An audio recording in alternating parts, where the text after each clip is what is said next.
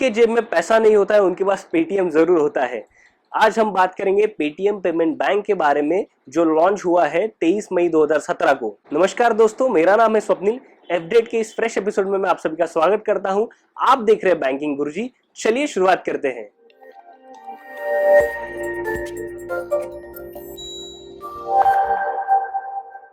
Paytm and पे through mobile ये एक ई कॉमर्स वेबसाइट है जिसकी शुरुआत 2010 में विजय शेखर शर्मा जी ने की थी। पेटीएम शुरुआत में सिर्फ दो फैसिलिटी देता था, यानी मोबाइल रिचार्ज हो या फिर बिल पेमेंट हो।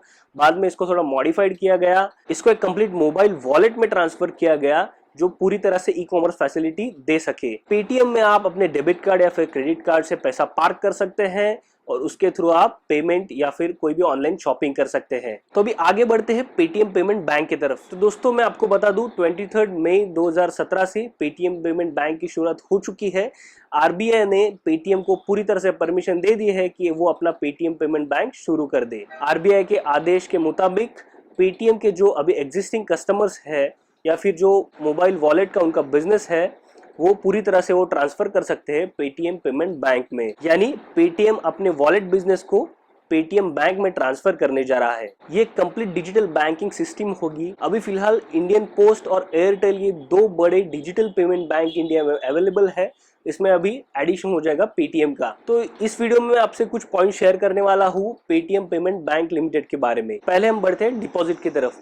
पेटीएम पेमेंट बैंक लिमिटेड में आप अगर डिपॉजिट करना चाहे तो मैक्सिमम 1 लाख रुपीस डिपॉजिट कर सकते हैं, या आप 1 लाख रुपीस पार्ट पेमेंट में या फिर डायरेक्टली 1 लाख रुपए आप अकाउंट में भर सकते हैं। दूसरा पॉइंट है जीरो बैलेंस अकाउंट, यानी अगर आप पेटीएम पेमेंट बैंक में अकाउंट ओपन करना चाहते हैं तो आपको कोई भी पैसा देने की जरूरत नहीं है। बिल्कुल भी जीरो बैलेंस से आप अपना अकाउंट ओपन कर सकते हैं। अगर आप कंपेयर करें पेटीएम पेमेंट बैंक को एयरटेल पेमेंट बैंक से, तो एयरटेल पेमेंट बैंक में आपको मिनिमम 100 रुपीज डिपॉजिट करके अपना खाता खोल सकते हैं। तीसरा जो पॉइंट है वो सेविंग और करंट अकाउंट, यानी पेटीएम पेमेंट बैंक जो है वो अपने अकाउंट होल्डर्स को सेविंग और करंट अकाउंट के फैसिलिटी अवेलेबल करवा के दे रहा है। जो रेट ऑफ इंटरेस्ट वो देने वाले हैं सेविंग पे वो होगा 4%, यानी जो बाकी के पेमेंट बैंक्स है उनसे थोड़ा कम है ये रेट ऑफ इंटरेस्ट। बाकी के पेमेंट बैंक में अगर आप देखें तो 7 से 8% रेट ऑफ इंटरेस्ट अवेलेबल है ऑन सेविंग।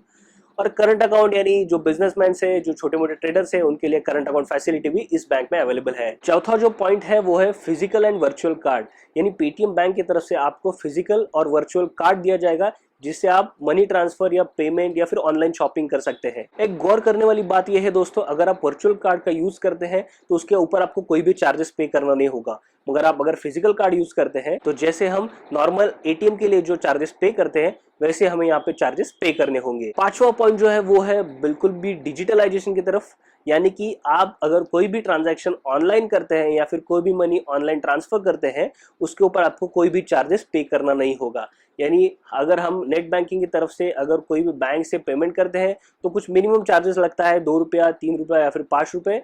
यहाँ पे कोई भी ट्रांजैक्शन चार्जेस नहीं है ऑनलाइन मनी ट्रांसफर के लिए। छठा पॉइंट ये है दोस्तों कि इस बैंक में आपको कोई भी तरह की लोन फैसिलिटी या फिर टर्म डिपॉजिट फैसिलिटी अवेलेबल नहीं हो सकती, यानी आप कोई भी प्रकार का लोन हो या फिर कोई भी तरह का टर्म डिपॉजिट हो आप इस बैंक में ओपन नहीं करवा सकते। सातवां जो पॉइंट है वो है कैश बैक के बारे में, यानी अगर आप 25,000 बैंक अकाउंट में डिपॉजिट करवा रहे हो पेटीएम के तो आपको उसके ऊपर 250 रुपीज कैशबैक मिलने वाला है। यानी 25,000 पे 250 रुपीज, यानी सिर्फ 1% का कैशबैक आपको मिलने वाला है। और एक इंपॉर्टेंट चीज दोस्तों, अगर आपका ऑलरेडी पेटीएम वॉलेट में अकाउंट है तो डायरेक्टली आपका पेटीएम बैंक में कन्वर्ट हो जाएगा, यानी आपको कोई भी एडिशनल डॉक्यूमेंट देने नहीं होंगे। अगला पॉइंट है दोस्तों पेटीएम के फिजिकल ब्रांचेस के बारे में। तो दोस्तों मैं आपको बता दूं इस साल में पेटीएम 3000 कस्टमर पॉइंट्स ओपन करवाने वाला है और 31 ब्रांचेस ओपन करवाने वाले हैं ऑल ओवर इंडिया में, जिसमें सबसे पहली ब्रांच वो ओपन करने वाले हैं दिल्ली में। इस कस्टमर पॉइंट्स और ब्रांचेस के थ्रू पेटीएम अपने कस्टमर्स को गाइड करेगा कि पेटीएम बैंक और पेटीएम वॉलेट में किस तरह से आप ट्रांजैक्शन कर सकते हैं। फिलहाल पेटीएम पेमेंट बैंक्स के जो सर्विसेज है वो उनके एम्प्लॉयज के लिए रखे गए हैं फॉर टेस्ट केस बेसिस, उसके बाद वो कस्टमर के लिए अवेलेबल किए जाएंगे। तो दोस्तों मुझे लगता है थोड़े इसमें एडवांटेजेस भी है और डिसएडवांटेजेस भी है मेरी तरफ से जो मैं आपसे शेयर करना चाहूंगा। एडवांटेजेस ये है दोस्तों कि अगर आपको घर में बैठे अकाउंट ओपन करना है तो पेटीएम के लिए जरूर जाइए, क्योंकि आपको कोई भी एडिशनल डॉक्यूमेंट नहीं देना होता। आप फ्रीली वो अकाउंट ओपन करवा सकते हैं अगर आपका पेटीएम वॉलेट में अकाउंट हो।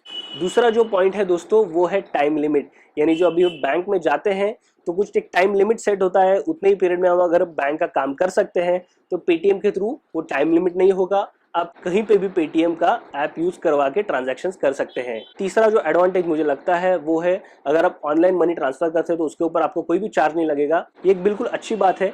डिजिटल बैंकिंग को पुश करने के लिए एक अच्छी सिस्टम उन्होंने बनाई है। फोर्थ एडवांटेज जो है मुझे लगता है वो सभी का फेवरेट होगा, वो है जीरो बैलेंस अकाउंट, यानी जेब में पैसा नहीं भी हो तो भी आप पेटीएम बैंक में अकाउंट ओपन करवा सकते हैं। इसके डिसएडवांटेजेस मुझे ये लगे कि इसके ऊपर सिर्फ 4% रेट ऑफ इंटरेस्ट है, यानी बाकी की जो पेमेंट बैंक्स है वो 7 से 8% अगर रेट ऑफ इंटरेस्ट दे रहे हो तो मैं क्यों जाऊँ पेटीएम में अगर मुझे 4% सिर्फ रेट ऑफ इंटरेस्ट मिल रहा है तो। यानी जो बाकी बैंक्स है जो हमें 4% रेट ऑफ इंटरेस्ट इतने साल से दे रहे हैं वही ये पेटीएम बैंक देने वाली है। दूसरा जो डिसएडवांटेज मुझे लगा वो है, आप कोई भी तरह की लोन फैसिलिटी या फिर कोई भी तरह का टर्म डिपॉजिट यहाँ पे ओपन नहीं करवा सकती। मान लीजिए अगर मुझे कोई भी तरह का लोन लेना है, पर्सनल, हाउसिंग या फिर व्हीकल लोन, या फिर मुझे कोई भी तरह का रिकरिंग डिपॉजिट ओपन करना है तो इस बैंक में मैं वो नहीं करवा सकता। तो मुझे काफी खराब बात लगी कि अगर सिर्फ 4% मुझे मिल रहे हैं जो मुझे बाकी के बैंक्स में भी मिलने वाले हैं, तो इसके लिए मैं ये बैंक में अकाउंट ओपन करने से अच्छा कोई भी बैंक में अकाउंट ओपन करूं, बाहर नेशनलाइज हो, कोऑपरेटिव हो, कौन से भी बैंक में